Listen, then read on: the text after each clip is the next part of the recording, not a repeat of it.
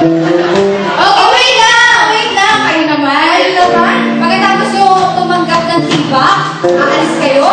Alam mo mga ito, kaya excited. Wow, ano na masasabi mo? Nakatanggap ka ng tibak? Ha? Thank you. Bakit? Lalagay mo ba sila ikaw na namin? Lalagay ko sa girlfriend, misis? Okay.